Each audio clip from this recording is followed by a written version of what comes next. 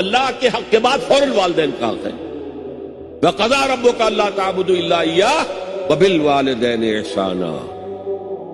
تیرے رب نے فیصلہ کر دیا ہے کہ اس کے سوا کسی کی بندگی نہیں کرو گے اور والدین کے ساتھ نیک سلوک کرو گے. اللہ کے حکم کے بعد، اللہ کے حق کے بعد والدین کا حق ہے.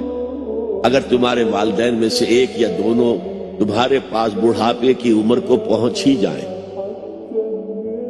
انہیں کبھی اف تک نہ کہنا، دل نہ توڑنا،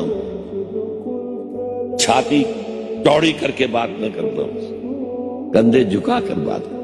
اللہ سے دعا کرنا، رب ارحمہما کما ربیانی صغیرا، پروردگار میرے ان والدین پر رحم فرمائیو جیسے کہ انہوں نے مجھے پالا تھا جبکہ میں چھوٹا سا تھا. سورہ لقمان میں انشکر لی ولوالدیک، شکر ادا کرو میرا بھی اور اپنے والدین کا بھی.